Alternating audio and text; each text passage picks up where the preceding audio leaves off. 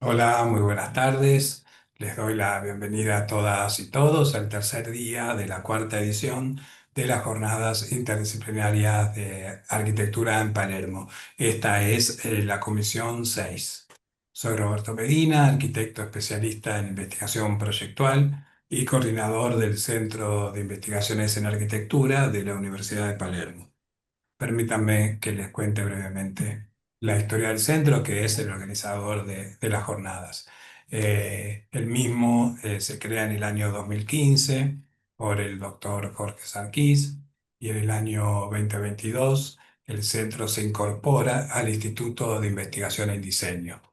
La investigación en arquitectura se inicia con la carrera en el año 94, pero recién en el 2015 es donde toma cuerpo y en el 2022 es donde al incorporarse al instituto empieza a realizar políticas proactivas que tienen que ver con la investigación, como por ejemplo en ese mismo año, en el 2022, creamos la línea de investigación 26, Perspectivas Interdisciplinarias en Arquitectura, que tiene como principal objetivo incentivar, producir y difundir investigación interdisciplinaria en los distintos campos de la arquitectura para impactar en la agenda contemporánea de la región, ofrecer respuestas a las demandas sobre la disciplina e internacionalizar sus resultados.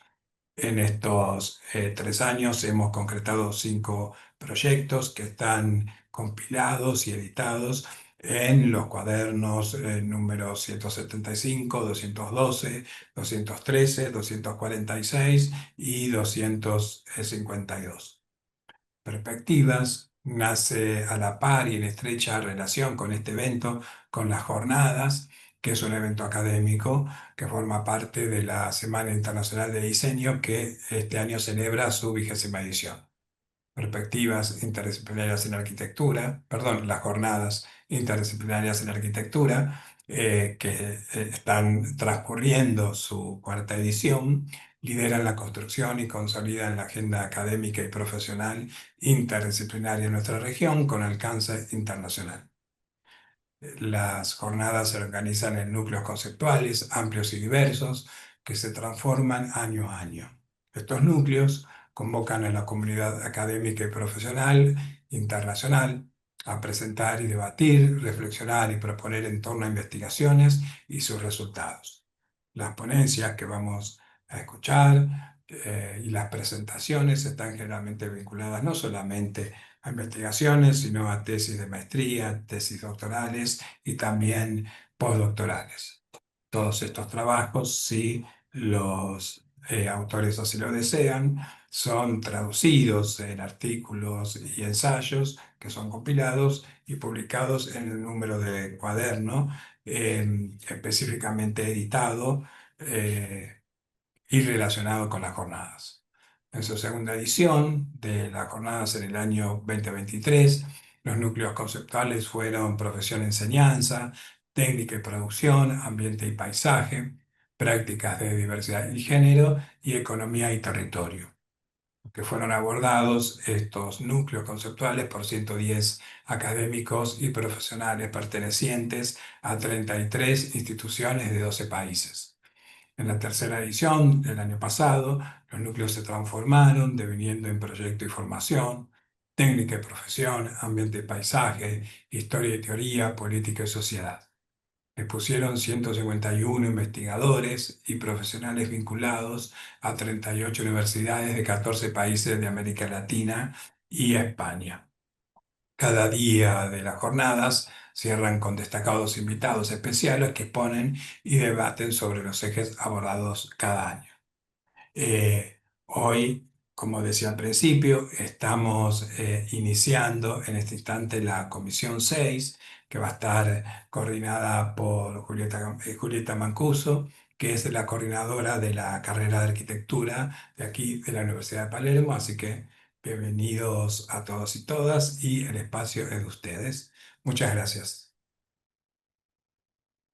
Gracias, Roberto. Bienvenidos y bienvenidas a todas. Gracias por acompañarnos. Vamos a arrancar con las exposiciones. En primer lugar, va a exponer Mauricio Carvajal, que es de Colombia. Adelante, Mauricio.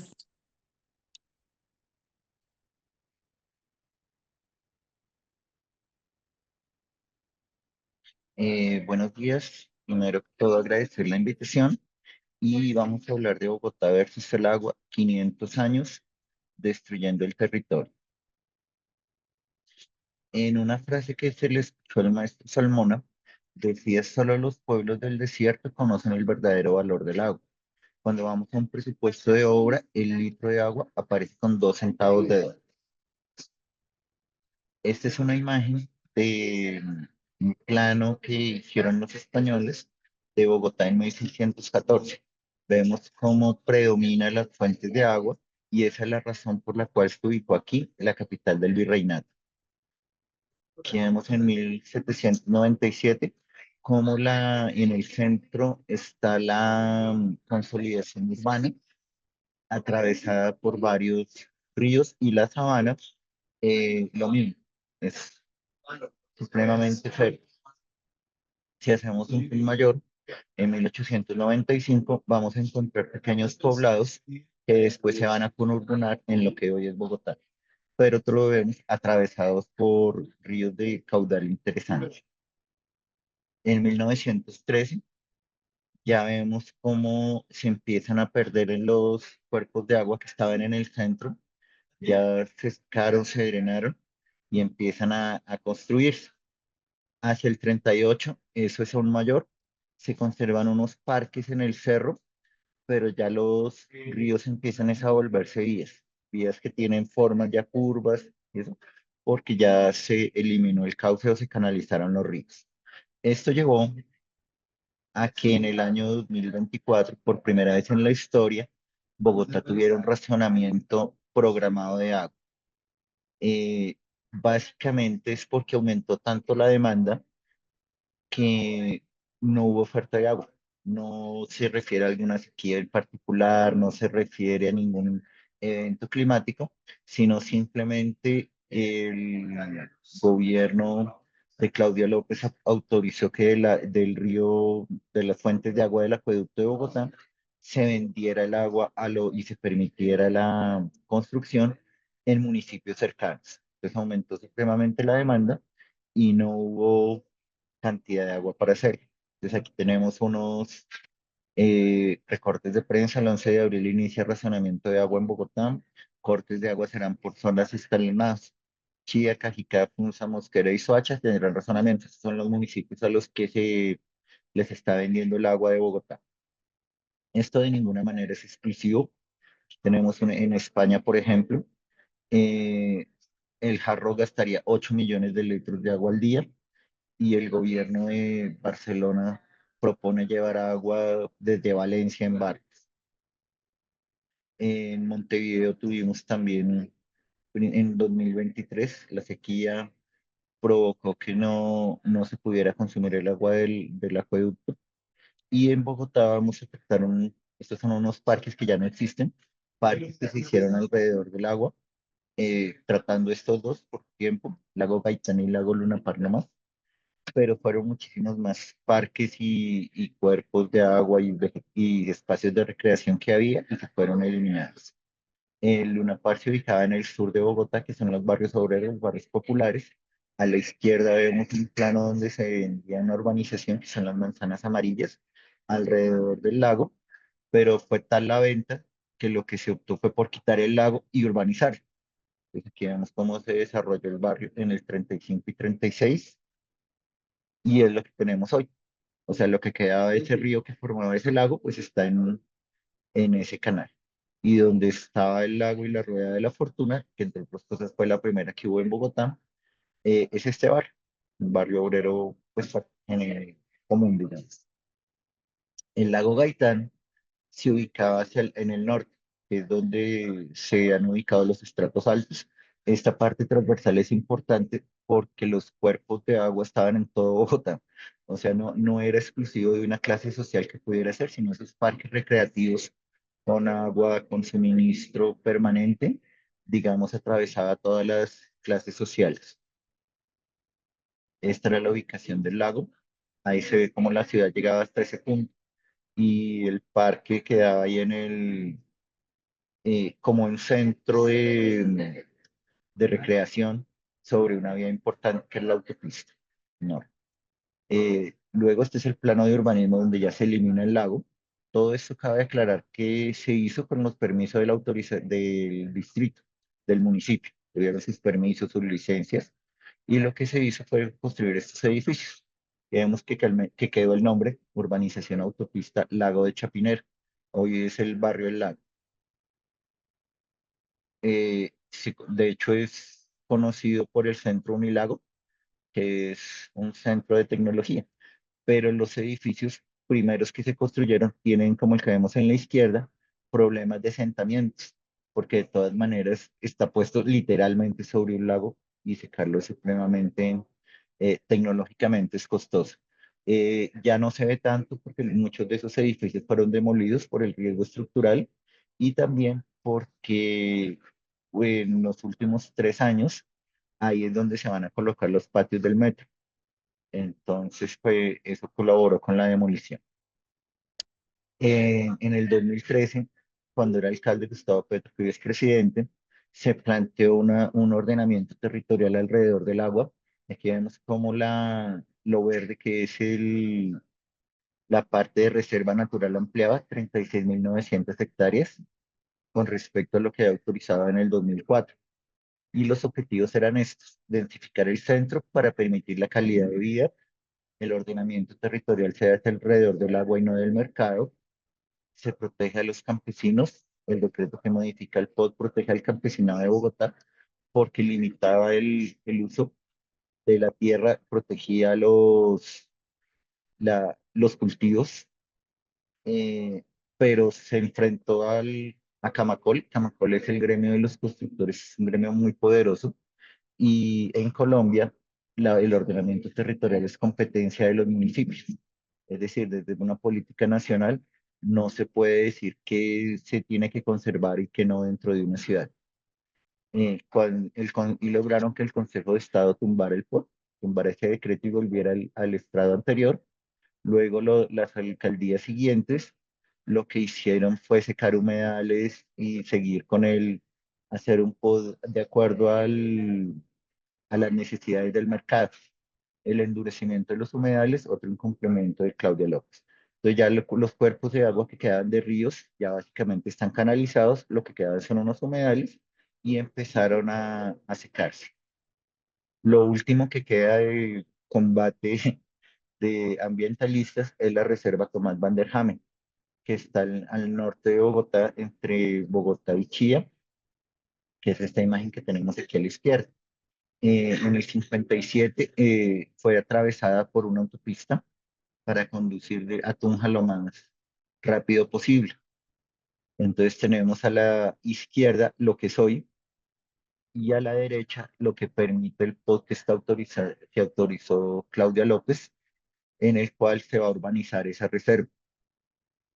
La alcaldía de Bogotá prioriza vías que atraviesan la reserva. Aquí vemos una inundación de principios de año, la lluvia de errores que llevó al colapso de la autopista norte. Entonces, cada vez que hay lluvias mayores, como se está tapando la capacidad del suelo de absorber el agua, pues la botan a la vía.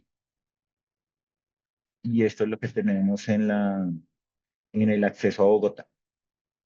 Cuando se desborda eh, o una torrencial.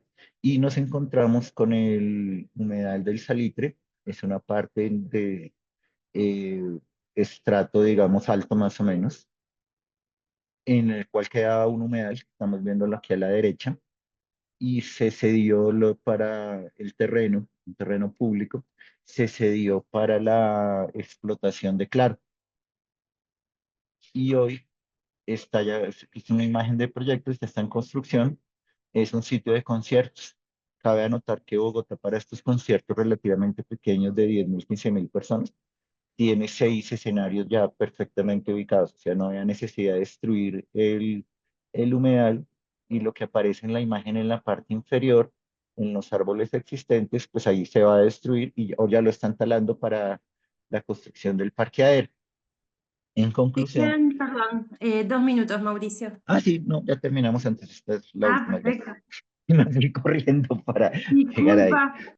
No, no te preocupes, era solo ya la conclusión. Y es que Bogotá no se ha desarrollado a través de planes técnicos pensados que los hubo. De hecho, se contrató a Le Corbusier en el año, a principios de los 50, y los estudios técnicos iban hacia una población de 800.000 personas, a máximo 1,5 millones a tomar el año 2000. Hoy, de acuerdo al último censo, somos 7,100,000. O sea, ya se desbordó totalmente. Y esto es básicamente porque las haciendas se urbanizaron. Los dueños de las haciendas, los terratenientes, tenían el control político, lograban que se urbanizaran ese sector y que el distrito les hicieran las vías, el municipio les hicieran las vías, las obras de urbanización, y ellos loteaban. Incluso algunos fueron alcaldes. Fernando Masfuera fue alcalde y era el dueño de una gran urbanizadora, se llamaba así Fernando Masfuera y compañía, y urbanizó, perdón, varios centros, Masurena, Masuren y otros, eh, urbanizaciones que tienen ese nombre.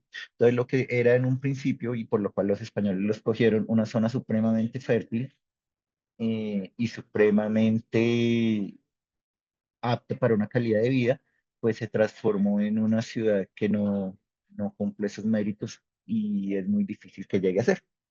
Eso es, muchísimas gracias. Muchas gracias, Mauricio, por tu presentación. A continuación va a exponer Liliana Cortés Garzón, también de Colombia, y su exposición es sobre el Parque Santander. Les recuerdo a todos que cada presentación tiene una duración de 10 minutos y al finalizar las 6 presentaciones del día de hoy vamos a tener un pequeño espacio de conversatorio, de intercambio, para sacar las conclusiones posibles de este encuentro. Liliana, ¿estás por acá? ¿Cómo para arrancar?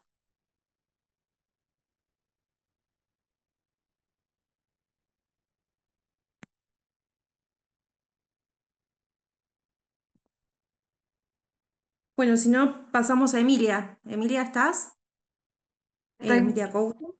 sí. Bueno, vamos Eh, con vos entonces. a ver si yo comparto así, si lo ven bien.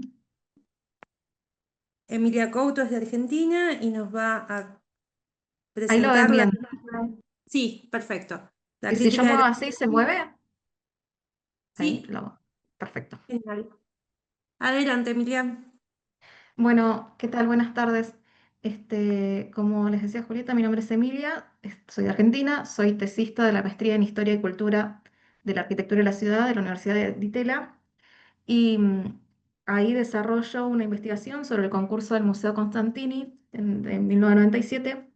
Y esta investigación es parte de un capítulo que desarrollo en este trabajo sobre las miradas de los críticos de arquitectura sobre la producción de arquitectura de los años 90. Em, a mí me gusta empezar el tema con una cita de Andrea Yunda, que es una más bien historiadora del arte, pero que refiere bastante a cuestiones que tienen que ver con la cultura. Esta cita dice: cambió el país y cambiaron las ciudades. En los años 90, junto a las transformaciones de la economía, se produce un cambio urbano que se consolida durante el tiempo de superación de la crisis.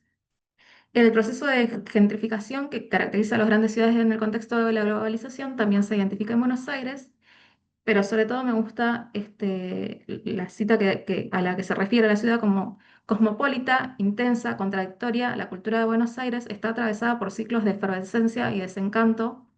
Por momentos, la creatividad se expande, multiplica sus recursos, se vuelve excesiva, deslumbra, y en otros los artistas, el mercado y las instituciones caen a las más profundas desazón.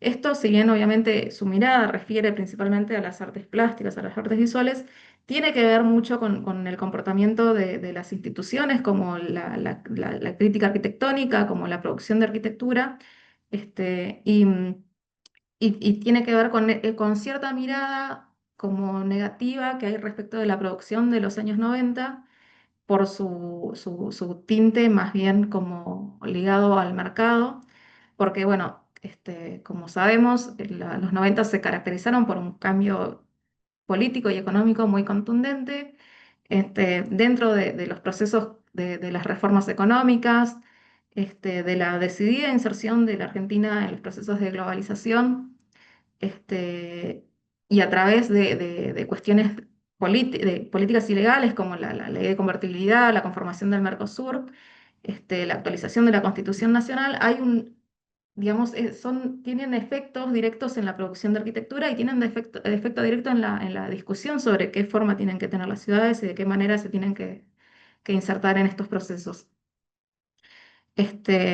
Así que, digamos, este contexto político y económico permite que se reconfiguren los paisajes urbanos, que se reconfiguren las infraestructuras, y que esto tenga que ver con los debates urbanos y con las ofertas y las demandas propias del mercado.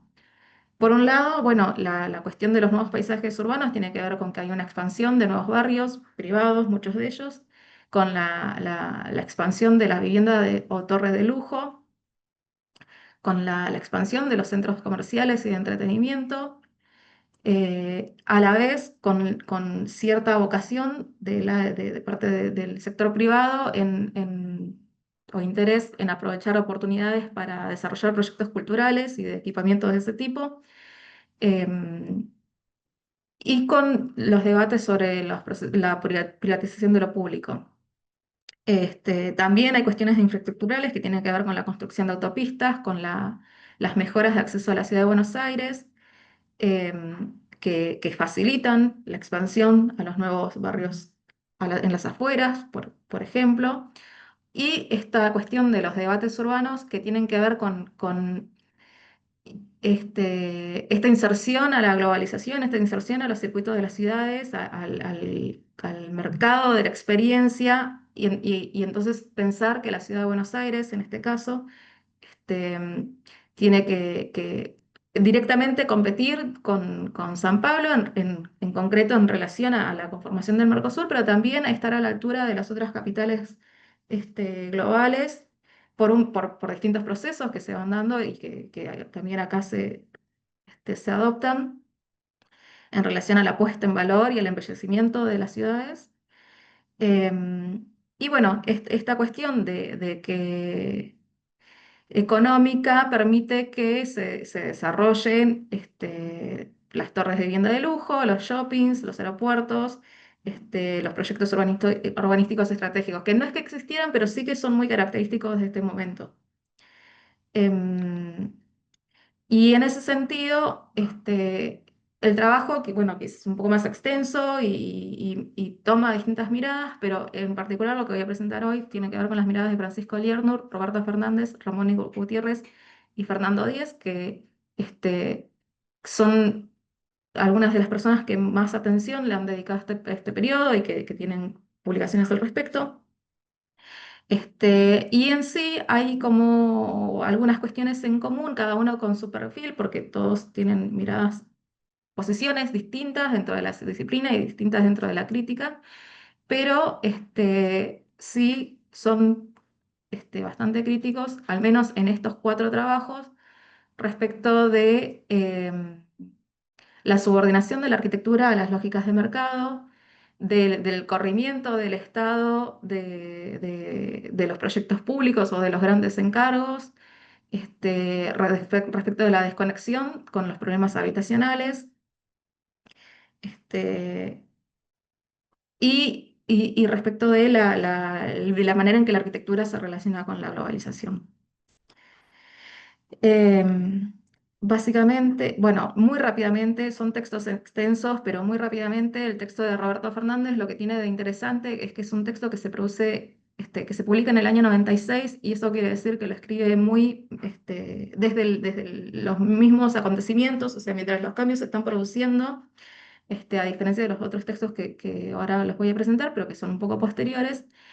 Y él ya tempranamente, en este último capítulo de la ilusión proyectual, lo que diagnostica tiene que ver con este despliegue del capitalismo, con los desplazamientos tipológicos, con el desmantelamiento del Estado, eh, con las transformaciones urbanas y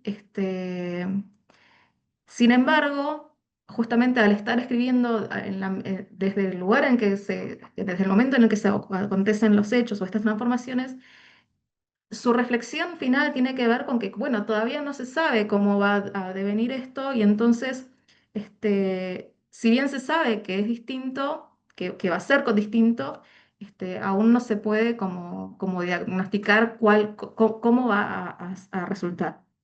Entonces, en ese sentido, creo que es interesante su mirada. La, la, la siguiente publicación que trabajo en este texto es la de Francisco Liernur en El Imperio de la Frivolidad, que es el último capítulo de el libro La arquitectura en la Argentina del siglo XX. Es un libro ya del 2001. Y bueno, en este capítulo, que es bastante extenso, sobre todo, bueno, mencionan las cuestiones que tienen que ver con los corrimientos tipológicos, con la denuncia de cierta frivolización de las tipologías, de los lofts, de los centros de compras. Este, mm, y, y hace una crítica o tiene una preocupación respecto de las instituciones dedicadas a la discusión de la arquitectura, como el Museo de Bellas Artes, o que en ese momento tenía una agenda muy decidida de inclusión de la arquitectura, y también de las bienales, que realizadas también por Jorge Glusberg, pero bueno, justamente lo que él dice en este texto es como que hay que tener cuidado de la manera en que se incorporan los lenguajes propios de la globalización en la disciplina. Voy a apurarme. Finalmente, o sea, el tercer texto es el de Ramón Gutiérrez, es un artículo publicado en la revista Temas de la Academia Nacional de Bellas Artes. Es un artículo más amplio, pero que también refiere a los últimos años hasta entre el 85 y el 2000. Por supuesto, es fuertemente crítico del periodo, pero también rescata que hay un cambio de paradigma en el interés por la conservación del patrimonio que tiene que ver con intereses ambientales y ecológicos, con la participación ciudadana en defensa de la identidad cultural, digamos, de alguna manera menciona algunas oficinas que podrían haber sido aportado algo y después dice, bueno, pero esto que podría haber sido una oportunidad finalmente fue desaprovechado, como en el caso de AFT cuando ganan el concurso del Malva, pero sí destaca, por ejemplo, la obra del Grupo R.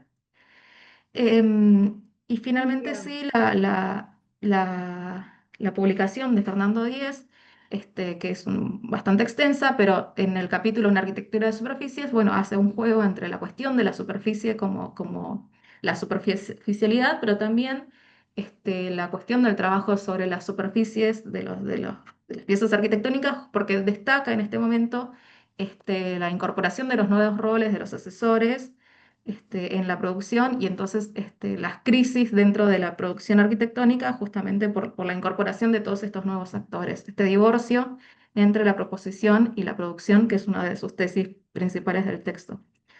Y tengo un finalmente para punto, cerrar, Emilia. sí, sí, para cerrar, lo que quiero decir es que bueno, que en la arquitectura de los 90, a pesar de todo su carácter fuertemente corporativo, justamente por eso mismo no tiene que dejar de entenderse dentro de los cambios políticos desde ya, y en estas tensiones entre lo público y lo privado, entre la innovación y la frivolidad, que de alguna manera aún resuenan en la actualidad y que es importante poder hacer una revisión crítica del periodo. Así que bueno, eso, gracias. Muchas gracias, Emilia, por tu participación. Ahora sí, Liliana, ¿estás ahí? Sí. Empezamos con vos. Liliana Cortés Garzón es de Colombia y su exposición es sobre el Parque Santander. Se ve la pantalla, pero no se ve completa. Hola, buenas tardes. Ya.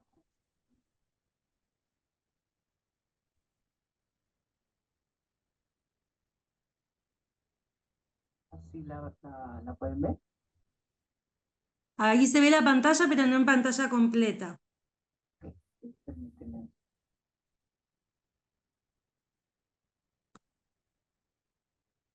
A ver si así. Ahí está, Ahí perfecto. está. Perfecto. Bueno, buenas tardes. Entonces yo voy a hablar el día de hoy sobre el Parque Santander. Es un parque importante dentro de la ciudad. El centro de la ciudad de Bogotá, digamos, la ciudad de Bogotá fue fundada en 1538, aquí la capital de Colombia, y ustedes ven ahí, digamos, el plano, es una cuadrícula típica de la fundación de las ciudades coloniales en Latinoamérica. El Parque Santander, como se conoce hoy en día, pues fue construido al mismo tiempo casi que la fundación. Eh, digamos que la ciudad fue fundada en la sabana del Zipa, se llamaban así los indígenas muiscas del lugar, y había una plaza mayor y había una plaza hacia el norte de la ciudad que empezó a constituirse como una plaza de mercado que se llamaba la Plaza de las Hierbas, ¿no? Así se le conocía. Y digamos que allí estaban, digamos, como personas importantes, ¿no? Digamos, como dentro de, pues, la configuración urbana, ¿no? De la ciudad. Teníamos casi siempre los conquistadores tenían, digamos, su casa en la Plaza Mayor, en la cuadrícula de la Plaza Mayor, aquí en casi todas las ciudades en Colombia. Pero en este caso, en Bogotá, es curioso que los conquistadores de la ciudad van a construir sus casas principales en esta segunda plaza como de mercado. Y entonces allí tenemos la casa de los conquistadores Gonzalo Jiménez de Quesada y de su hermano. Y aquí tenemos una gráfica que conmemora, ¿no? Digamos, el aniversario de 1938, digamos, de la ciudad en especial, pues con una mirada a la arquitectura pues, de la época, ¿no? Aquí ustedes ven entonces una foto también interesante en donde todavía está la capilla del Humilladero, que es la primera iglesia que se da en un conjunto de iglesias en la época colonial aquí en el centro de la ciudad y que va a ser, digamos, destruida para el siglo XX. Bueno, y después, pues aquí se van a construir, se va a ampliar un poco como la plaza, el parque que se va a llamar posteriormente el Parque Santander. Digamos que por más de un siglo, el Parque Santander fue un parque importante porque se empezó a configurar una arquitectura paralela a la arquitectura de la Plaza Mayor o la Plaza de Bolívar, como se le conoce hoy en día, que es la plaza principal donde están las principales entes del Estado colombiano. Aquí entonces les presento algunas de las fotografías a lo largo del tiempo que se han tenido, digamos, sobre la plaza. Como les digo, inicialmente pues es una plaza política, pero también, digamos, una plaza de mercado. En la Plaza Mayor también había mercado, pero digamos, parece ser que la plaza que hoy se conoce como Parque Santander, pues tenía, digamos, una gran afluencia de indígenas que habían estado asentadas sobre el territorio de Boyacá y que al estar sobre dos quebradas de la ciudad, pues va a ser un lugar muy importante, ¿no? Aquí vemos que posteriormente pues se va a abrir una gran avenida, una gran calle que todavía está hoy en día, que es la Avenida Jiménez, como se le conoce, Jiménez de Quesada, que es el conquistador español que va, digamos, a conquistar los terrenos muiscas de indígenas muiscas sobre el territorio aquí de la sabana de Bogotá. Y aquí vamos a ver que es a principios pues, de este siglo que se van a construir algunos edificios que van a configurar el lugar de manera importante. Pues uno de estos edificios, como he mencionado, son las iglesias. Hay tres iglesias en la misma calle, ¿no? La iglesia de San Francisco, la tercera, y el humilladero que posteriormente, pues en el tiempo va a desaparecer y se va a configurar, digamos, como la plaza, ¿no? Aquí tenemos entonces una foto hacia el lado derecho, que es una foto un poco más antigua, donde vemos el parque con un urbanismo, digamos, de vegetal, ¿no? Y al lado derecho ya la escultura de Francisco de Paula Santander, que va a tener una casa allí, digamos que para el siglo XIX, y por eso va a cambiar, digamos, un poco en homenaje a los jóvenes que dieron la independencia, digamos, al país, ¿no? Del gobierno español, que van, digamos, a configurarse. Simón Bolívar le va a dar una casa, un terreno de una casa a Santander, y entonces el parque va a tomar este nombre, ¿no? Después pues, de varios trajines de independencia. Es un lugar en donde también con la reconquista española se van a fusilar algunos de los jóvenes independentistas en un periodo, digamos, de tiempo de principios del siglo XIX,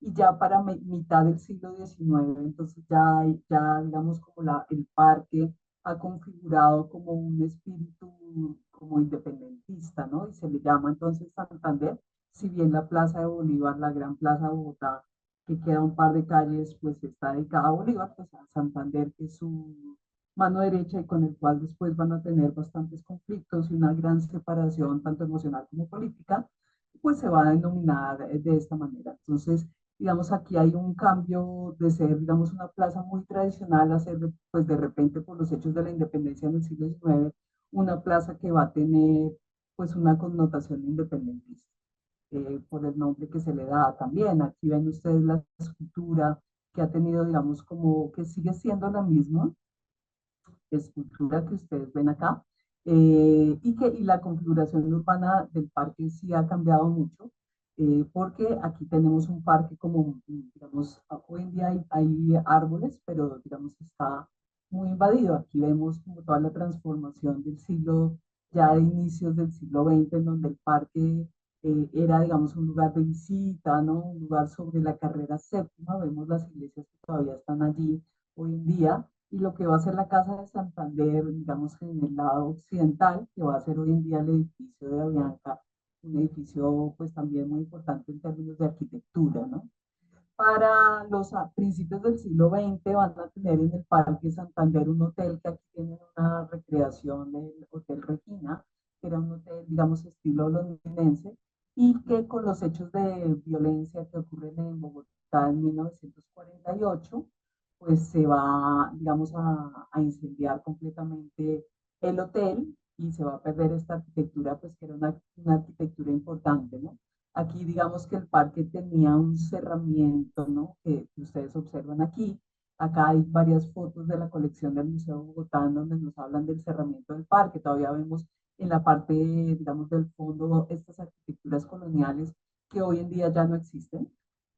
Aquí todavía ven algo de esta arquitectura colonial, y vamos a ver que para los años 60 el parque va a tener una reconstrucción completa. Entonces estas casas coloniales que ustedes ven en la fotografía de arriba, van a ver en la parte de abajo que van a transfigurarse completamente en la arquitectura moderna, ¿no? Y pues posteriormente contemporánea. Este museo va a ser construido por el arquitecto Germán Samper, y es el Museo del Edificio del Oro, ¿no? Que se considera como uno de los museos de orfebrería prehispánica más grandes del mundo, y que pues es una arquitectura pues que entra y rompe en el Parque Santander, borra un poco la herencia colonial y llega a la arquitectura moderna a instaurarse en el parque, ¿cierto? En la década de los 60. Acá un edificio que todavía, al igual que el anterior que acabamos de ver, todavía está dentro del Parque Santander, que es inicialmente era el Jockey Club, un club, digamos, como para gente muy de élite a principios del siglo, muy del estilo neoclásico. Ya hoy en día lo compró el edificio de la Universidad del Rosario, es una sede de la Universidad del Rosario, pero mantiene el edificio y ha sido, pues, digamos, ha tenido una buena conservación, ¿no? Vemos que donde estaba esa primera casa que mencionamos de Santander, se va a construir para la final de la década de los 60 y principios de los 70, este gran edificio que era como el gran rascacielos de Bogotá en un momento, en los 70, el edificio de Avianca, ¿no? Así se le conoce, y es un edificio que tiene, pues que ha tenido bastante historia, que se incendió y bueno, se restauró, y todavía digamos que mantiene su vigencia y mantiene, digamos, como su presencia dentro del parque, ¿no? Aquí, acá una foto de lo que sería acá, digamos, cómo se mantiene hoy en día, ¿no? Hoy en día el parque realmente tiene pocos análisis y es interesante rescatar así muy rápidamente en la charla que tenemos el día de hoy, intentar, digamos, impulsar, ¿no? Digamos, la importancia del parque que fue origen de Bogotá desde el siglo XVI hasta hoy y que, digamos, se ha venido deteriorando mucho en el espacio público sin muchas ayudas de la alcaldía, siendo uno de los lugares como ejes estratégicos en la ciudad, ¿no? Sin embargo, con una historia de arquitectura que ha cambiado muchísimo y que permite ver, digamos, los cambios urbanos de la ciudad de Bogotá. En este momento la Secretaría de Cultura, Recreación y Deporte está generando unas guías para hacer visitas guiadas al parque, porque hay mucha afluencia de turismo, pero también como el parque está deteriorado, pues también hay muchos consumos de drogas, mucho consumo, mucho tráfico, micros, pequeños tráficos, que entonces a través de estos proyectos de recuperación patrimonial esperamos contribuir en algo para mejorar la historia del parque. Muchas gracias. Muchas gracias, Liliana. Ahora continuamos con María Eguren, María es de Argentina, y nos va a presentar Protección Social del Patrimonio, caso La Robla, Mar del Plata. Les recuerdo que al finalizar las presentaciones vamos a tener un espacio de intercambio para conversar entre los expositores y todos los asistentes. Pueden dejar sus preguntas en el chat y las vamos a leer. Así que ahora continuamos con María. Ah, Perfecto. Juli, perdón, María, una cosa Sí. más. Pueden dejar también los investigadores y las investigadoras sus contactos en el chat. Eso es muy interesante para que se vayan, una vez que hacen la presentación, se pueden vincular entre ustedes. Siempre la colaboración es necesaria. Así que los invitamos a eso también. Ahora sí, María, perdón. Perfecto. Ahí comparto pantalla. Dale. Ahí se ve en pantalla completa. No, ahora sí. Perfecto. Bueno, yo soy María Guren, soy arquitecta, becaria doctoral del CONICET, y hoy la presentación es sobre este fenómeno que tenemos en Mar del Plata de cohabitación de torres y chalets en terrenos muy cercanos o adyacentes, y el caso particular de La Robla, aparte que es una vivienda que vemos abajo a la derecha, que está a 45 grados en la Ochava, que a partir de este caso, que se le ha proyectado y se le ha aprobado una torre de 35 pisos, iniciamos una demanda al municipio, a un grupo de vecinos y varios actores, así que les voy a contar cómo fue el proceso. Para darle un marco de introducción, planteo esta pregunta, que es ¿qué es la preservación patrimonial?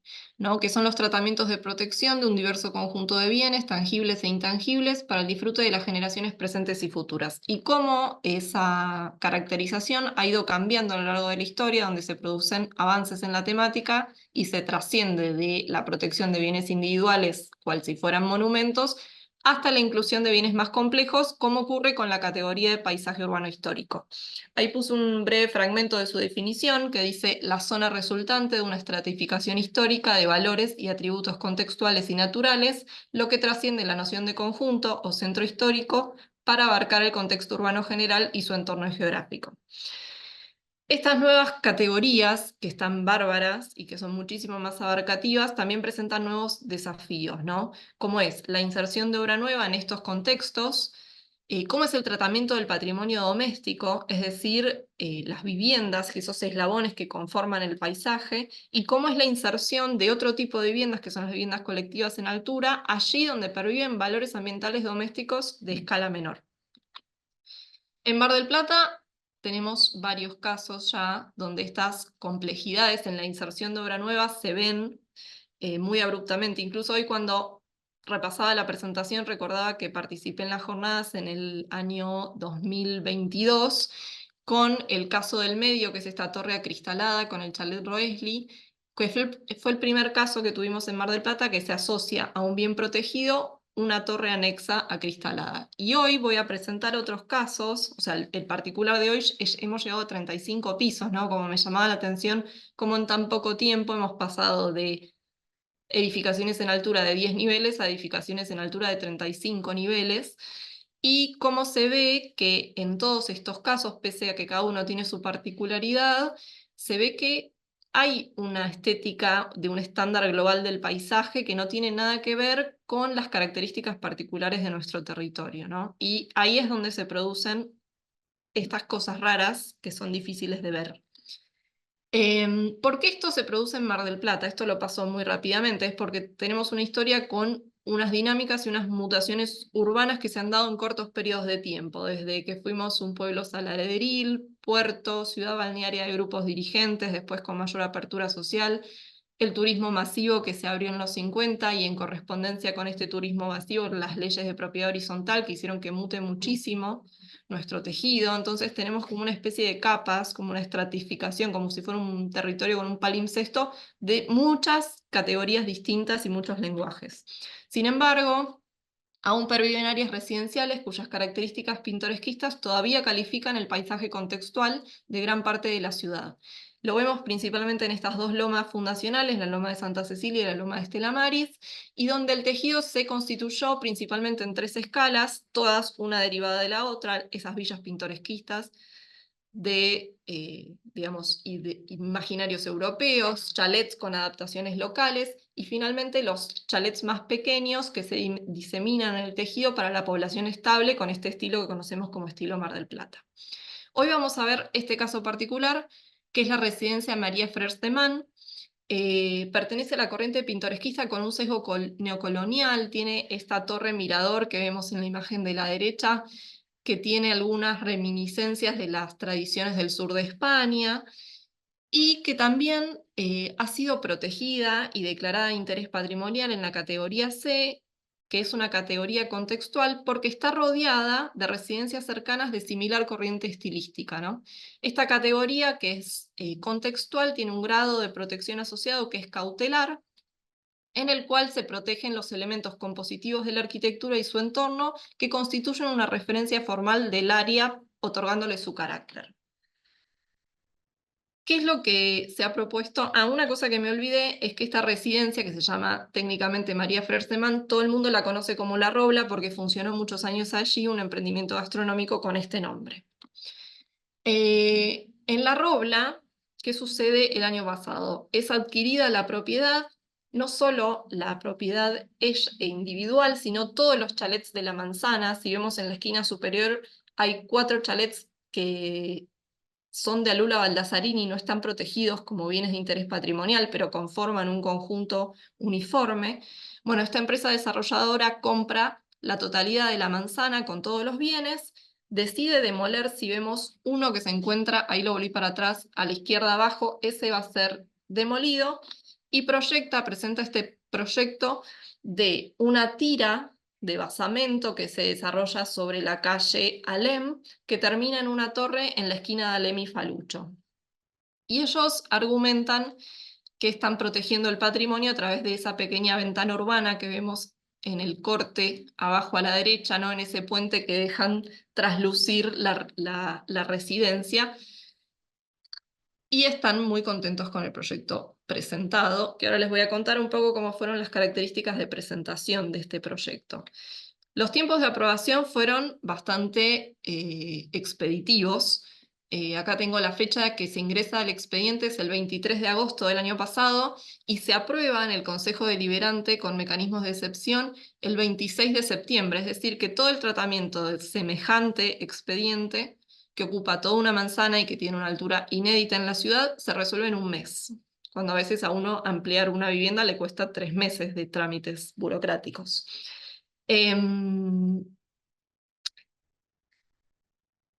Además, con la complejidad, esto no quería olvidarme de decir, con la complejidad ambiental que implica insertar este tipo de edificaciones en altura, acá puse simplemente como ejemplo, en una parte del informe ambiental está el cono de sombra, que es estas sombras que abarcan casi 4 manzanas de extensión, que no solo se vuelcan sobre la costa, sino que se vuelcan sobre el perfil mediterráneo, afectando también a los vecinos, y donde no solo la altura es incompatible con el área donde se inserta la torre, sino que se promueve una densificación urbana excesiva en la zona, se demandan servicios que no están preparados, hay una servidumbre de visuales a las edificaciones adyacentes, y hay importantes corredores, se generan importantes corredores de viento y conos de sombra, entre otras alteraciones.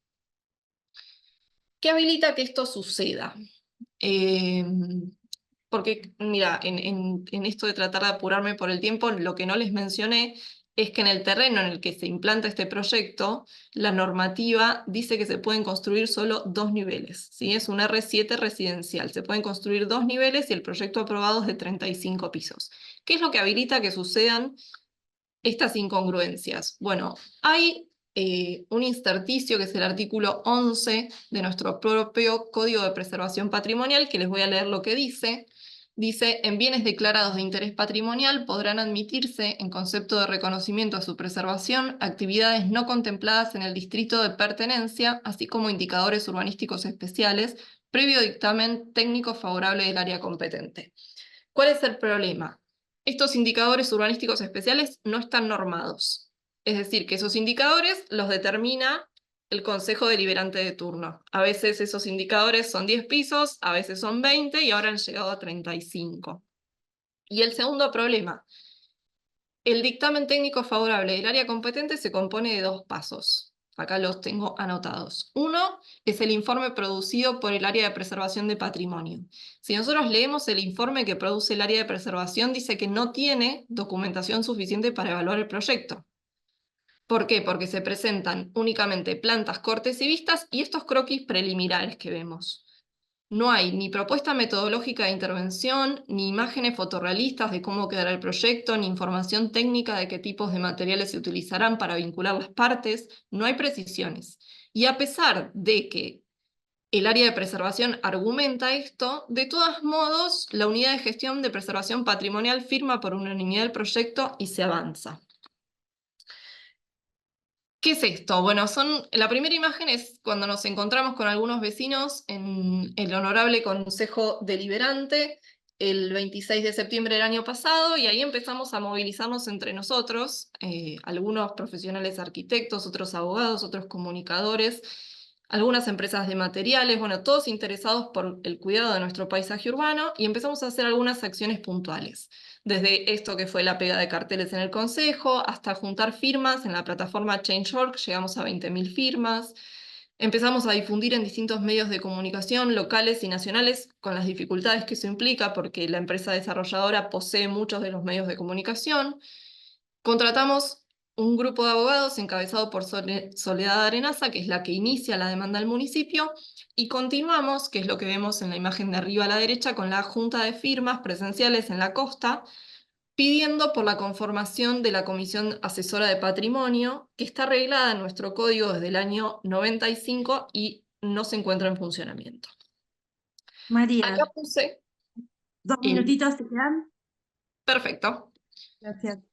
Acá puse el proceso de la demanda. Obviamente no voy a meterme en particularidades. Por supuesto, si a alguien le interesa, la demanda es pública, es un archivo que lo puedo enviar rápidamente al mail.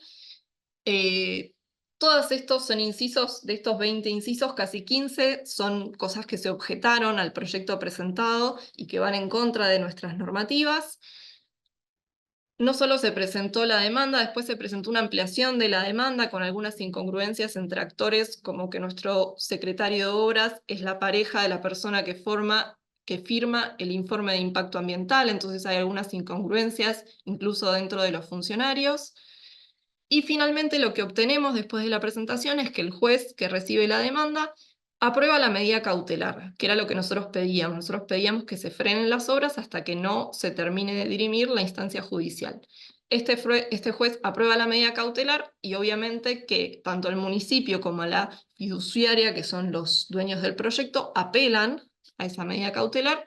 Y bueno, los abogados Soledad Arenaza ya presentaron la respuesta a esa apelación y estamos en esta instancia de idas y vueltas con la justicia. Pero bueno, como para armar una reflexión final, puse acá una enumeración de cuáles serían las consecuencias de si el proyecto se ejecuta, ¿no? La ruptura de escalas, la confrontación de materialidades, afectación de las cualidades histórico-pintoresquistas, reducción del asolamiento, generación de túneles de viento, y cuáles serían los requerimientos urgentes que nosotros tenemos al respecto.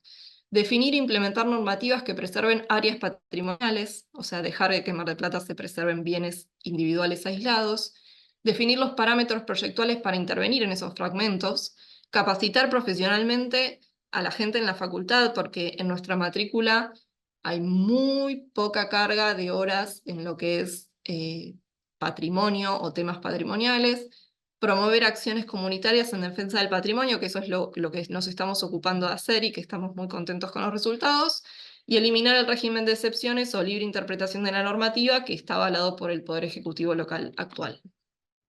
Y acá, simplemente para que se queden con esta imagen, en estos sectores que son los barrios centrales, estos puntitos amarillos son los 14 casos que ya tenemos de cohabitación de torres y chalet.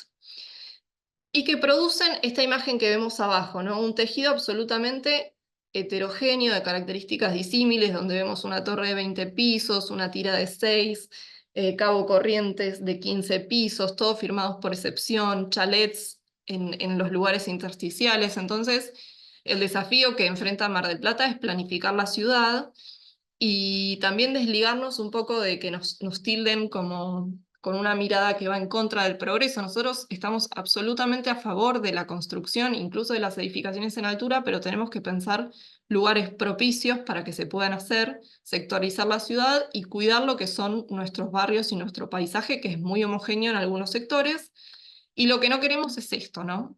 Básicamente la afectación de nuestro paisaje natural.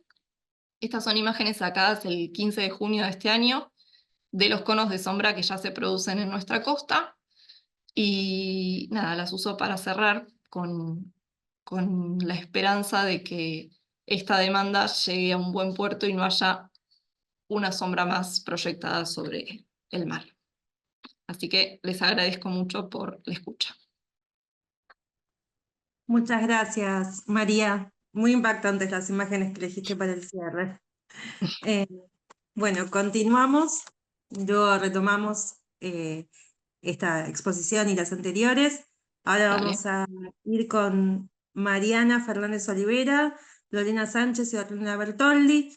Ellas son de Argentina y nos van a exponer sobre revisitar el patrimonio residencial urbano contextual, deudas pendientes. Ahí vemos la pantalla.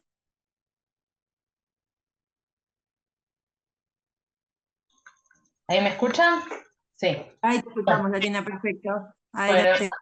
nosotros lo que vamos a hacer es vamos a hacer la presentación. Las tres vamos a hablar, mientras yo voy a ir presentando, así no se dilatan los tiempos. Y antes de empezar, lo que quería aclarar es que trabajamos, o sea, el grupo de investigación, el proyecto está trabajado junto con María. Así que los temas, algunas de las cosas, tienen estrecha relación en el tema del interés por la vivienda individual y sobre todo por el tema de la declaratoria patrimonial de áreas, ¿no? Que hoy por hoy es lo que más está, hoy por hoy y hace bastante tiempo, es lo que más está en deuda la preservación patrimonial en nuestra ciudad. Bueno, en particular, y en el marco de esto que estaba diciendo María, nosotros estuvimos avanzando en revisitar el patrimonio residencial urbano contextual y las deudas pendientes, ¿no? Así como tenemos deudas de preservación, sumamos deudas de reconocimiento de ciertos autores que hacen a ese tejido contextual.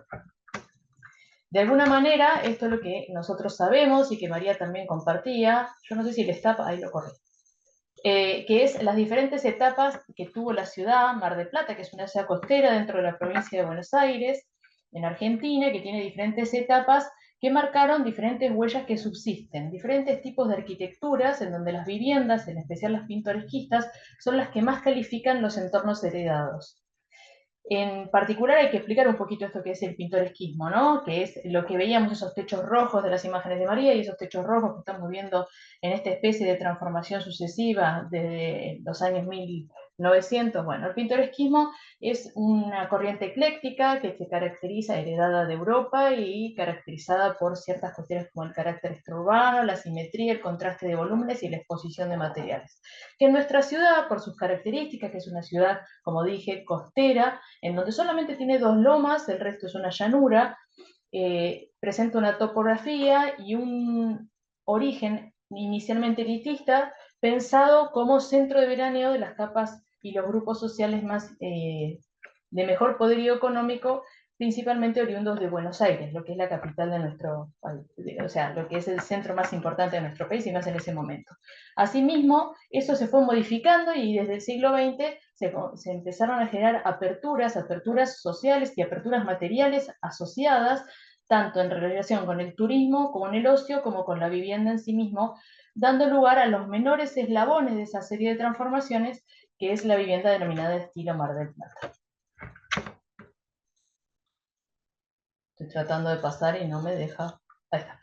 Bueno, esta vertiente es una vertiente que tuvo su apogeo en la consolidación de la ciudad entre 1930 y 1950, con un énfasis en el tratamiento de las fachadas.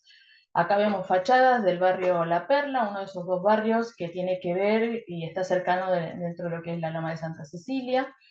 Tienen estas características que tienen que ver con la piedra local, que es la piedra Mar del Plata, el uso de la teja cerámica, principalmente la colonial, los revoques texturados y blanqueados, la madera achada y particulares enrajes, lo que se refiere a las materialidades dentro de esas características de volumetrías asimétricas y yuxtapuestas que heredamos del pintoresquismo europeo y lo retransformamos. Y también vamos a encontrar, si miramos con detalle, diferentes tipos de ornamentaciones que fueron incorporadas a las fachadas como parte de esa apropiación familiar en este periodo. Este tipo de construcciones pintoresquistas fue originalmente realizada por profesionales de origen europeo, y se mencionó Baldasarini como uno de los principales referentes, y progresivamente con la incorporación de los centros de formación nacionales hubo autorías de arquitectos que ya eran de origen cordobés, ¿no? de una provincia de Argentina, donde originariamente se empezaron a formar estos profesionales. Dentro de la historiografía es muy conocida la nómina de arquitectos extranjeros que obraron la ciudad y que hicieron gran parte de esas grandes residencias, las villas y los chalets originales. Sin embargo, tenemos una gran deuda con respecto al conocimiento de la obra doméstica de los profesionales locales, que es lo que nos interesa mirar y que han hecho gran parte del tejido que reconocemos como más homogéneo en los barrios históricos. Ahora va a seguir Ornella trabajando sobre uno de los arquitectos que nosotros estamos profundizando. Claro, y es en este sentido donde nos encontramos con la obra particular, que es la obra del primer arquitecto marplatense, Alberto Córsico Piccolini, que se recibe en 1933 en la Universidad de Córdoba y regresa a la ciudad para posicionarse como el primer marplatense con ese título, que más avanzada su trayectoria se integra al grupo de pioneros conocido como los 5 arquitectos marplatenses, denominado por Gómez Crespo y Cova, donde también encontramos a Gabriel Barroso, Auro Tiribelli, José Valentín Coll y Raúl Camuso. Piccolini proyectó en Mar del Plata más de 200 viviendas, posicionándose como una figura notable en la consolidación del tejido de la ciudad. Si bien tiene una dualidad moderna pintoresquista, su arquitectura más reconocida son los chalets en este estilo Mar del Plata, que desarrolla entre 1938 y 1945. Córsico Piccolini constituye un referente representativo de ese estilo local, donde destacan, por ejemplo, materiales con tratamientos que intensifican la rusticidad y la diferencia, quiebres de cubiertas y volúmenes revestidos en madera, dinteles y apoyos de cuerpos salientes en madera achada, jardineras rústicas debajo de ventanas y herrajes, bisagras o columnas, chimeneas con minuciosos detalles. En base a este legado pintoresquista que podemos detectar en la obra de Piccolini y junto a la evolución urbana de Mar del Plata, de la que venimos hablando, nos resulta notorio el rol que ejerció en la conformación de los contextos residenciales típicos de los principales fragmentos histórico-locales. Es por eso que en base al mapa fundacional de la ciudad y al triángulo que delimita originalmente la cuadrícula de calles y manzanas, acompañadas por el posterior completamiento del tejido en 1938, con el correlato del mapeado actual, podemos detectar la mayor parte de la obra doméstica que tiene Piccolini en la ciudad de Mar del Plata. Y como podemos ver en el mapa de la diapositiva, identificamos 77 viviendas realizadas entre 1934 y 1964, donde 62 son los casos de viviendas que todavía perviven y 15 son los casos de viviendas demolidas. Pero que se destaca con una concentración hacia el sur, donde todavía prevalecen entornos compuestos por este tipo de herencia residencial.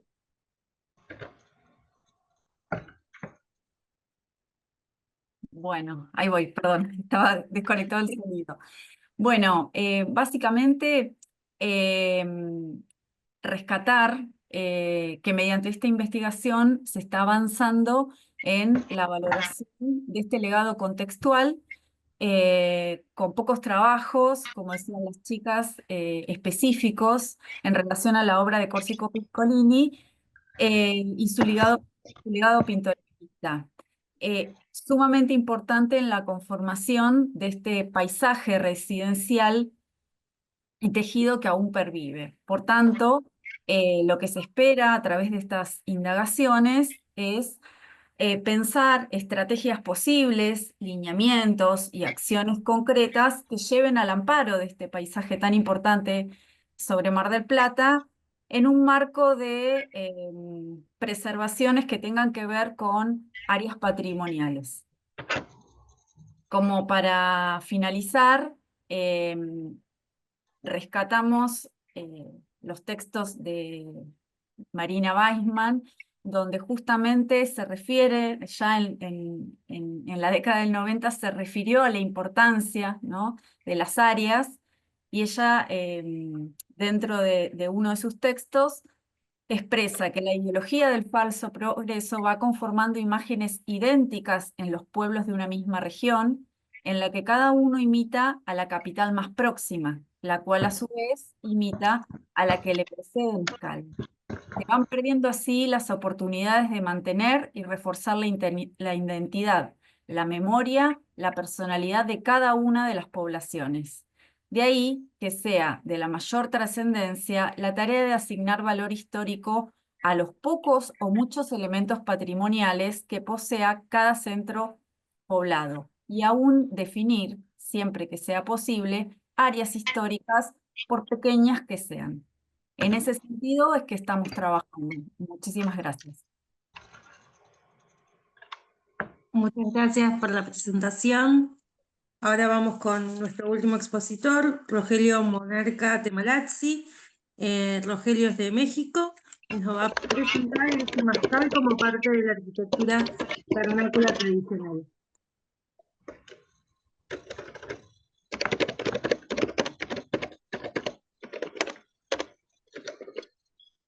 Rogelio, ¿estás listo?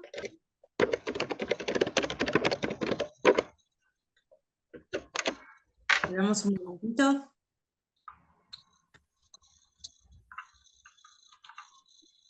Gracias, Lorena, por dejarnos los contactos a todos los que les interese la temática.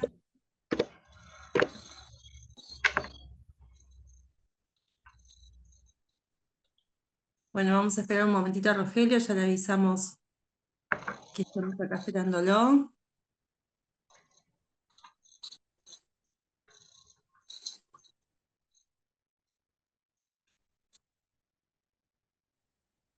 Tal vez el Rogelio se desconectó y ahora necesita los permisos.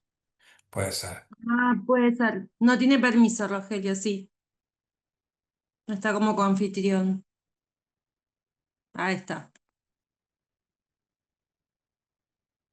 Muchas gracias. Bárbaro, ahí estás. Adelante, Rogelio, cuando quieras empezar.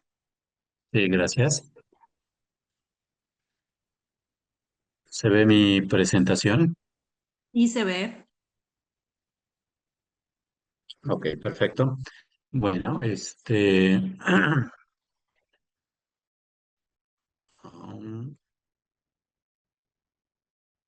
en mi caso, ay, perdón, aquí está. Ok.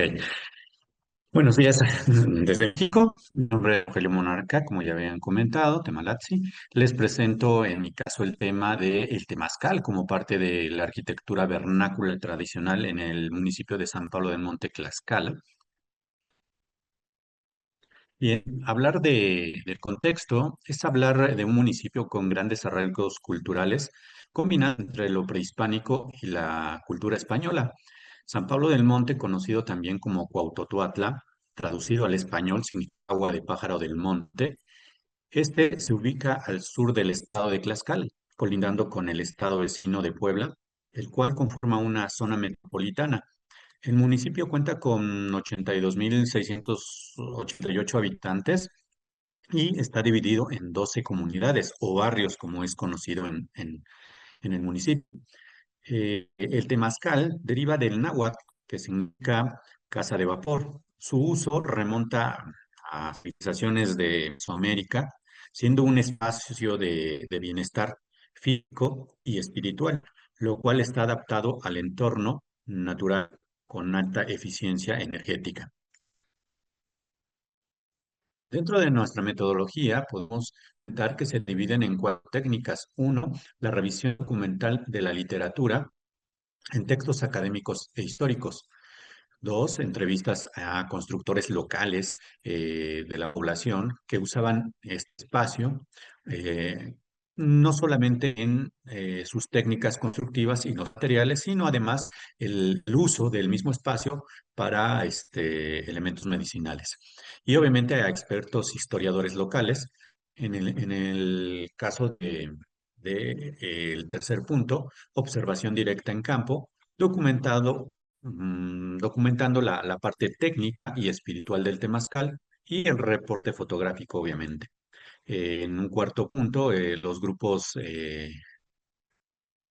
¿cómo se llama? Grupos locales en la que se exploró el significado social, cultural y tradicional, todo esto alrededor del temazcal. Bien, el temazcal en San Pablo del Monte, a diferencia de otros estados, es construido con materiales locales y técnicas tradicionales, como es la piedra de río, conocido así, ya que se encuentra principalmente en las cuencas del volcán de la Malinche, en el que baja agua en temporadas de lluvia. Por tal situación, arrastra mucha piedra volcánica y la va redondando, por eso es muy común conocerla como piedra de río. Además del uso de barro y nejayote. El nejayote es un agua combinada con cal apagada que es usada para la cocción del maíz para el desarrollo de las tortillas. Es reutilizada precisamente para manejarlo dentro del mismo mortero y ocupar al mismo tiempo la cal, la aplicación de la cal en este mortero. Bien, dentro de las características arquitectónicas, como ya se había comentado anteriormente, existen algunas diferencias a los estados de México.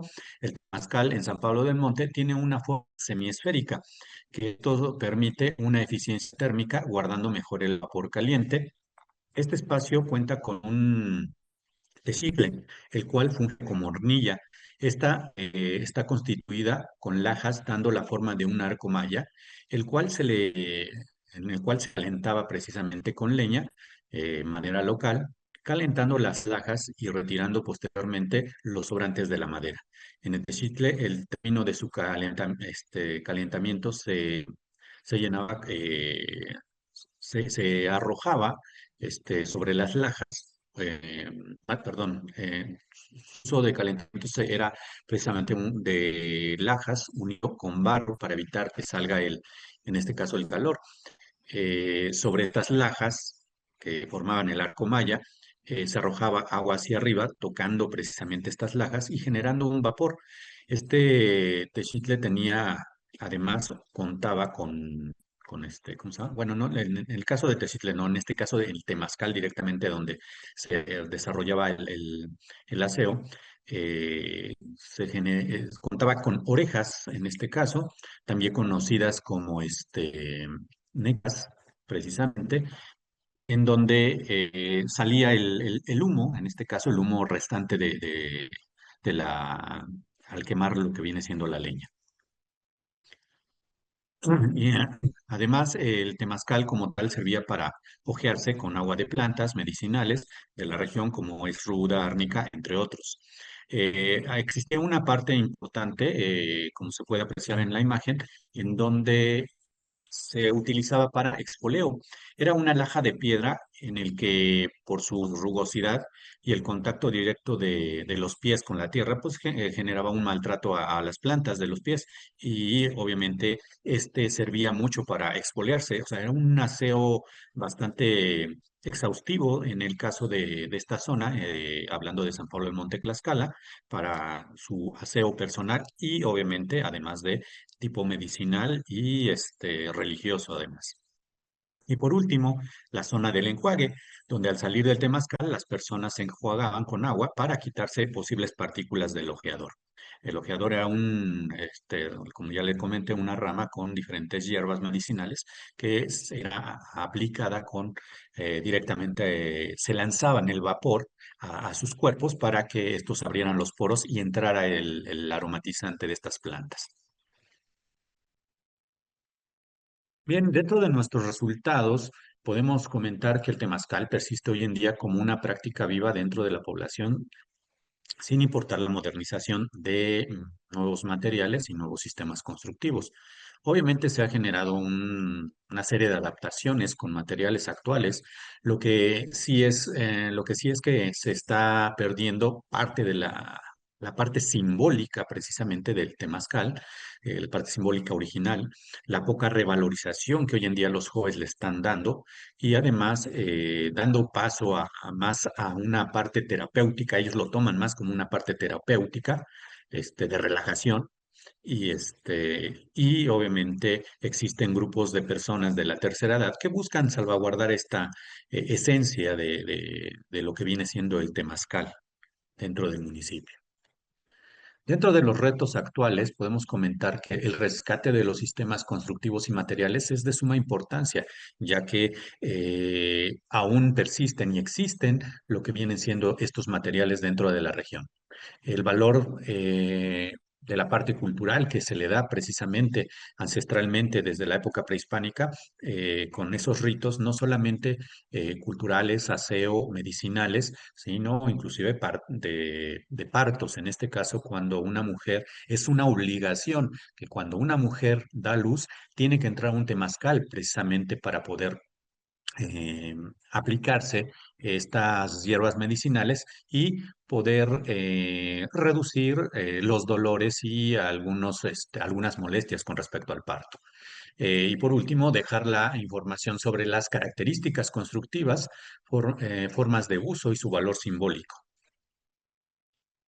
Como conclusiones, podemos comentar que el temazcal es una expresión arquitectónica viva y simbólica, pero además requiere de estrategias integrales de preservación cultural. Las comunidades deben ser protagonistas en su conservación y obviamente en un futuro depende del equilibrio entre tradición e innovación. Muchas gracias, de mi parte sería todo. Cualquier pregunta, con gusto. Muchas gracias, Rogelio, por tu presentación. Ahora tenemos unos 15 a 20 minutos para conversar. Les recuerdo a los asistentes que pueden dejar sus preguntas en el chat y a los expositores está abierta la participación. Creo que un lazo que une todas las presentaciones es esta falsa dicotomía o esta dicotomía que se percibe sobre todo desde el capital entre el progreso y el patrimonio. Creo que es muy evidente en el caso de Mar del Plata e incluso también en la primera exposición que fue sobre los acuíferos Bogotá versus el agua, ¿no? Cómo ese patrimonio natural está siendo arrasado por el progreso y la construcción. Y bueno, esas son preguntas que me surgen o interrogantes que me surgen a partir de sus presentaciones. ¿Alguien quiere agregar algo más, sumar a la conversación? Yo quiero hacer una pregunta. ¿La hago por escrito? No, habla. Yo sobre el temazcal, tengo una duda. ¿No está en la UNESCO, no está protegido como patrimonio intangible en el ámbito de México? Sí, efectivamente está protegido. Aquí la situación es que en el caso de Tlaxcala, que tiene características distintas al resto de los temazcales en la República Mexicana, Ah, pues digamos se ha perdido y no han revalorizado precisamente estos elementos muy clásicos de lo que viene siendo el temazcal tlaxcalteca. O sea que el patrimonio intangible es completamente diferente de acuerdo a cada cultura que utiliza el artefacto material. No es lo mismo el Exactamente. temazcal mexicano que el de otro lugar. Exactamente, de hecho en el caso del temazcal, pues, digamos, más tradicional o más común que ustedes seguramente conocen, es también de forma, ¿cómo se llama? Semisférica, pero en el centro regularmente ponen piedras a calentar para generar el vapor. Y en el caso de Tlaxcala, tiene una hornilla que incluso a veces la ocupan para preparar el mismo pan también, o sea, reutilizan todo e inclusive meten vasijas de barro para calentar y ocupar al mismo tiempo ese calor de la hornilla que se le llama texitle. Bien, y no hay, en el caso particular de ustedes, ¿no hay un proceso en que esté postulándose? Sí, Efectivamente. Y están perdiendo esas características que bien, son únicas de Tlaxcala, de San Pablo. bien, bien. Gracias, ¿eh? Sí. Gracias, Rogelio, y por aclarar esto. Y en el caso de Mar del Plata, ¿hay algún proyecto de ley de resolución que proteja el patrimonio urbano contextual? ¿O solamente está lo que mencionó María en su presentación? Solo lo que mencionó María. O sea, en realidad la ley de patrimonio protege los bienes en forma individual. No hay áreas de protección como pueden llegar a conocer en otros lugares como Colombia, México, Ecuador, que es más usual. En Mar del Plata, no quiere decir que en Argentina no las haya, ¿eh? Buenos Aires tiene áreas de protección patrimonial. Asumo, se han presentado, hay un expediente de áreas que está cajoneado en la MUNI o que está desatendido, digo, ya hubo investigadores previos a nosotras que han intentado implementar el tema de las áreas patrimoniales, no han tenido una respuesta satisfactoria del municipio. Así que bueno, seguiremos intentando. No han tenido respuesta. Ni Ni siquiera. satisfactoria, ninguna. No sabía que ni siquiera se había... Bien. Se respondió desde el 2002, existe un expediente en donde se solicita y se caracteriza lo que sería la primera construcción que orientó el trazado de la ciudad, que está en la loma de Estela de Santa Cecilia, que es la capilla de Santa Cecilia, y esa área es la que se hace como una especie de ejemplificación de cómo podría ser un área de protección, y nunca tuvo respuesta ese expediente, a pesar de haber sido ampliado sucesivamente en cada tanto.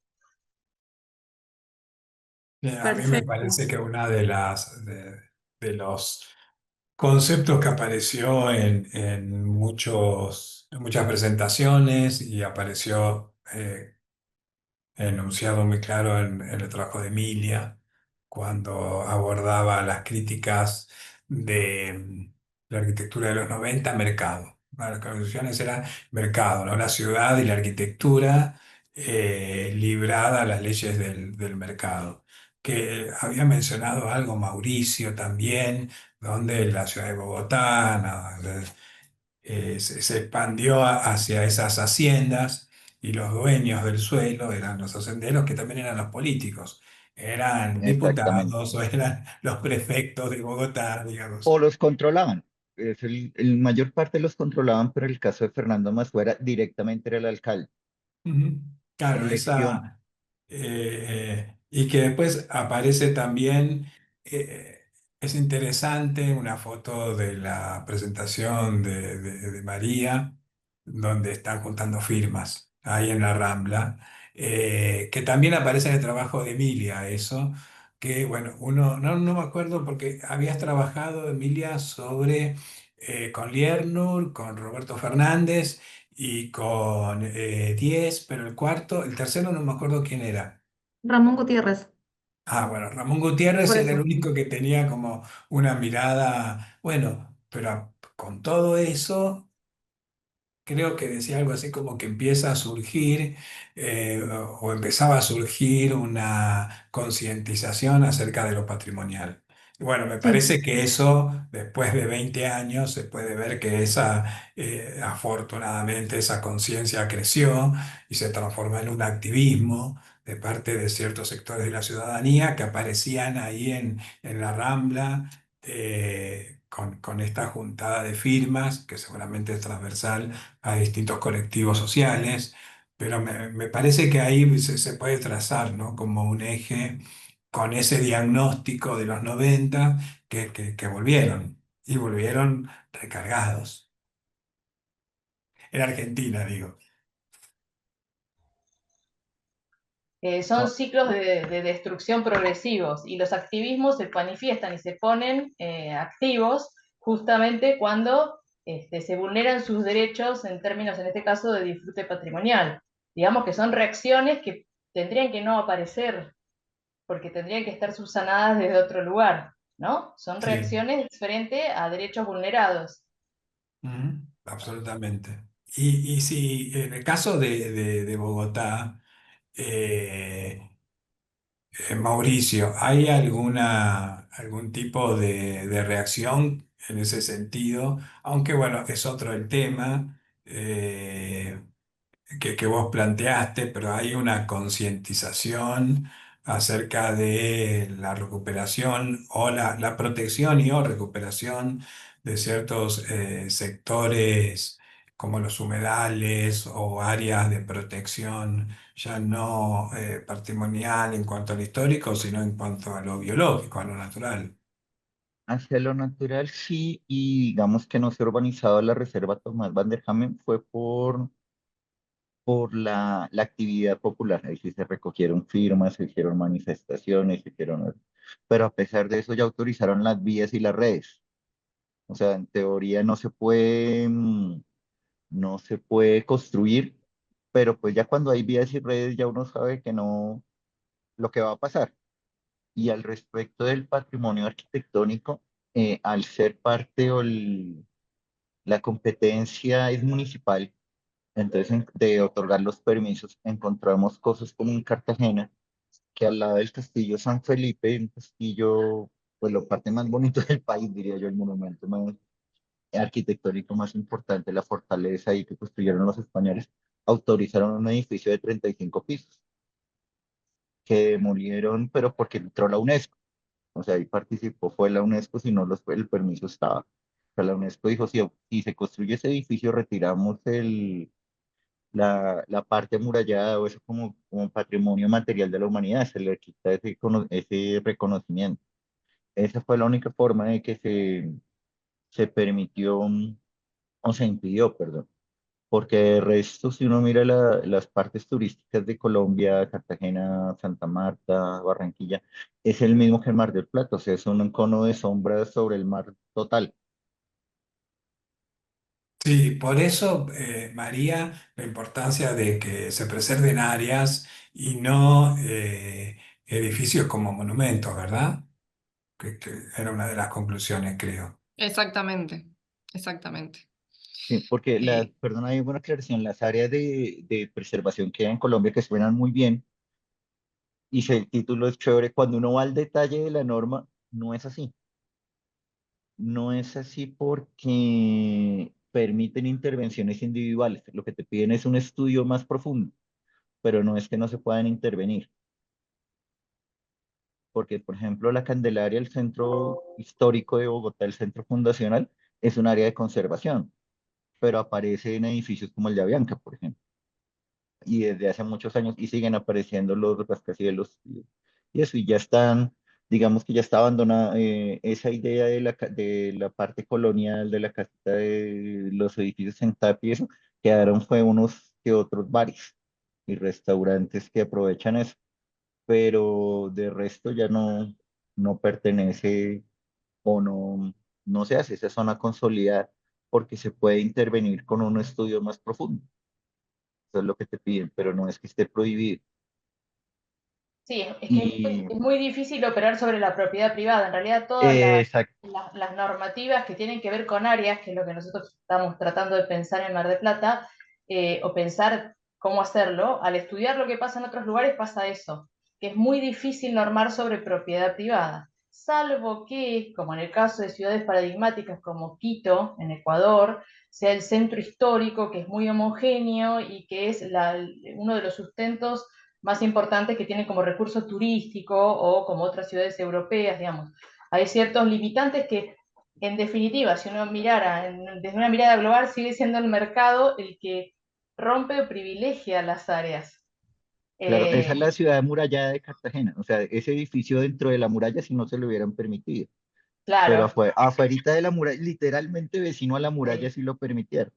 Incluso aquellos que tienen compensaciones urbanísticas, que están pensadas, como hay lugares de Brasil que tienen más o menos pensado el tema de dónde poner las cosas, que no sea justo ahí donde está la sedimentación histórica sociomaterial, que tampoco lo tienen resuelto, porque no terminan nunca de dar bien el debe y el haber con lo que se saca y lo que se pone. O sea que aún con toda la trayectoria que hay de ciudades europeas y ciudades latinoamericanas, con nuestras particularidades que son bastante singulares, no está resuelto el tema de áreas. Aunque parezca un tema viejo y parezca un tema obsoleto, no está resuelto. El hecho igual de que haya algún tipo de protección es más que nada, es más que cero.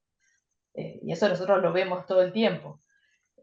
Pero bueno, quería decir eso, digamos, que nadie tiene totalmente resuelto, yo o sea, más allá de esos lugares que puede haber lugares en Nueva York, hay distritos, o sea, hay lugares que sí lo tienen resuelto, pero también hay como o sea, es un ciclo en donde tiene que estar, en no ser imperativo, por eso la participación ciudadana, ¿no? Tiene que ser un ciclo donde justamente recorra la concientización en su más profundo ser, o sea, desde el sentir, el pensar y el hacer de toda la población, porque si no, es como que unos cuidan y otros quieren destruir y siempre está la tensión y obviamente el mercado.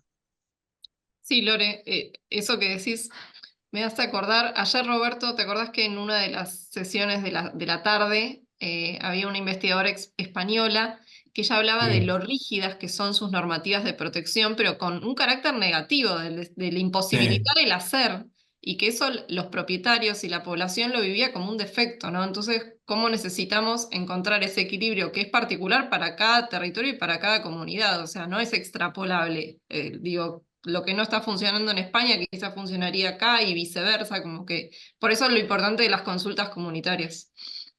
Sí, creo que era Covadonga que hablaba de Sí, Mallorca, donde exacto, no podías modificar absolutamente nada en un espacio de 3x3 privado, íntimo. Entonces era expulsivo.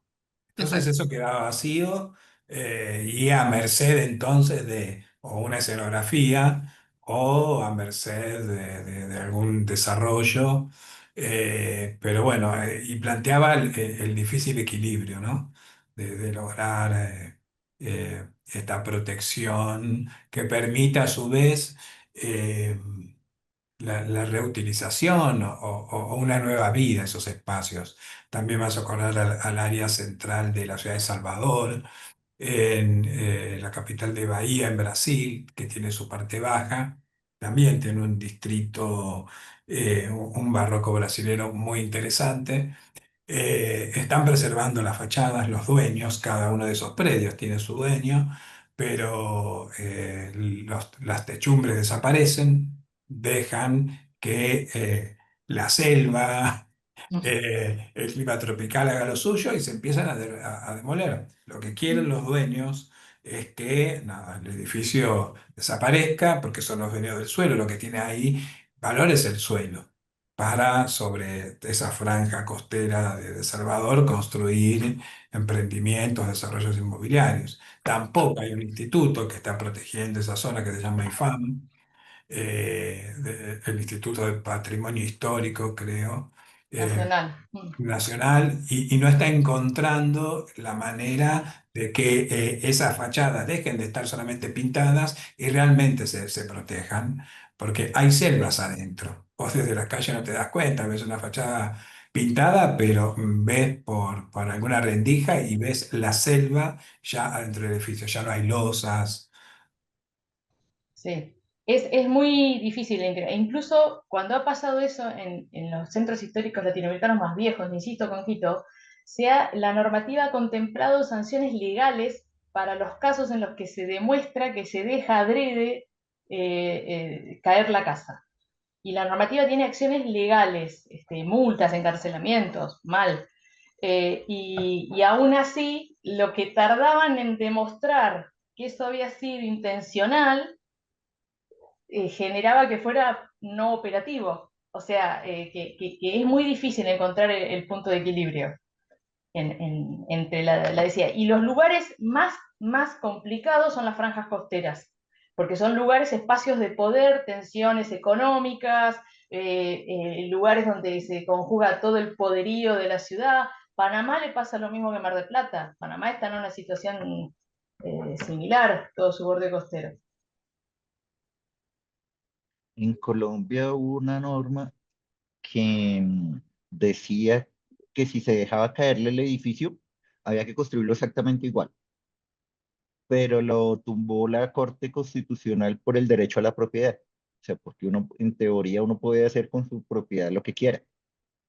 Entonces el municipio no podía o el Estado no puede obligarte a construir algo en tal manera. Entonces vemos en Chapinero y eso que eran casas grandísimas, están tapiadas porque son patrimoniales, o sea, las ventanas están cerradas, están deshabitadas, pero están tapiadas, es que el donde iba la puerta de madera ya hay un muro en ladrillo, esperando que se caiga. Que por otra parte, si hubiera podido hacerse, es cuestionable si lo que se vuelve a hacer, que tiene que ver con lo que estaba hecho. O sea, en Ujú. términos patrimoniales, de análisis patrimonial, también hubiera sido cuestionable si se hubiese Sí, podido no, hacer eso. pero pues la idea era que, o sea, el inicio de la norma, el justificante, digamos, de la norma, iba a que no, a que precisamente no lo dejaran caer. Claro. Porque tú dices, si yo lo dejo caer pues para construir un edificio algo más rentable y no me lo dejan construir y me obligan a construir uno igual, porque tampoco era que se pudiera dejar el lote vacío, pues no lo dejo caer. Claro. Pero pues lo que tú decías del derecho a la propiedad, del uso de la propiedad privada.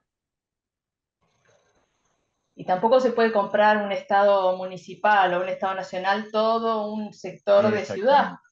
para hacerlo museo. Entonces también está la refuncionalización que en general tiene eso más, no sé si no es el caso tanto de Mar del Plata, pero la magnitud de las construcciones que quedan históricas tienen semejante envergadura y metros cuadrados, que a veces lo que le pasaba, por ejemplo, en estos lugares, en Ecuador y pasaba en otros lugares, es cómo hacer para sostener eso cuando realmente, suponiendo que se preserve, cuál función darle, cómo mantenerlo de acá en adelante, porque no solamente el presente, sino con la mirada hacia el futuro. Sí, no podés inventar. ¿Cuántos museos podés tener? Museo de la imagen, museo del sonido, museo de la camisa, de la remera separado, del gorro. Eso pasaba también en Salvador. Ya no tienen más museos que inventar. Y Sí, están sí. uno al lado del otro, y son Museos, casas, son consulados, países. casas de todo, universidades, ya, o sea, no es la idea. Ahí tomamos un ejemplo, pues solamente se hizo 2 veces que yo sepa en Bogotá, porque tampoco hay tantos centros comerciales, tampoco hay tanto. Dos haciendas, casas de haciendas grandes que habían en Usaquén, se volvieron centros comerciales, pero estaban sobre la séptima, sobre avenidas principales, o sea, la localización lo permitía, ¿no? Porque es que las casas de hacienda no están precisamente todas sobre avenidas que permitan un Claro. mall, generar un mall que sea rentable. Entonces, esos dos ejemplos fueron muy bien logrados, la verdad, creo yo. Hacienda Santa Bárbara, sí. También es para pensar la capacitación en grado, que no me acuerdo quién mencionaba. En grado no se trabaja sobre patrimonio, intervenciones sobre patrimonio y la refuncionalización de esos bienes. Solo se trabaja sobre obra nueva, con lo cual, si desde la universidad no producimos conocimiento sobre cómo intervenir estas propiedades, estas obras que consideramos que tienen valor, es muy difícil que el mercado, la política o todo el contexto que rodea la arquitectura pueda atender esa solución si desde la arquitectura no la estamos dando, ¿no? Creo que era no me acuerdo si era María o Mariana que lo había mencionado.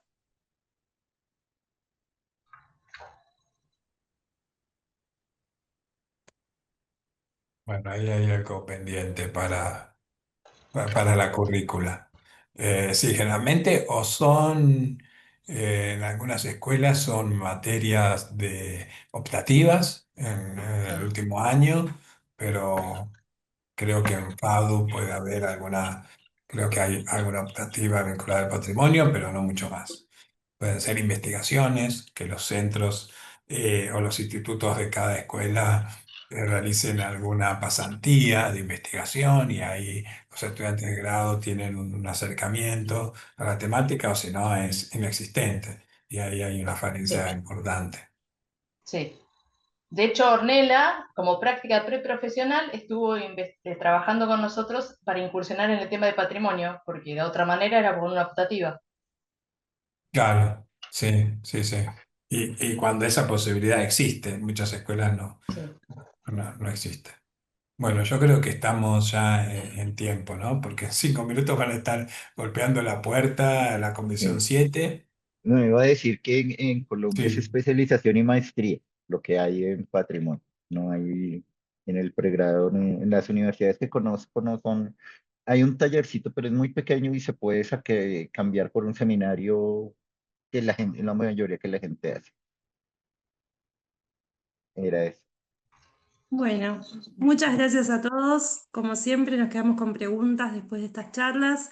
Ya dejaron los contactos en el chat y los invitó Roberto a participar de la publicación que va a surgir después de las jornadas. Nos vemos en la próxima mesa que empieza ahora a las 16 horas.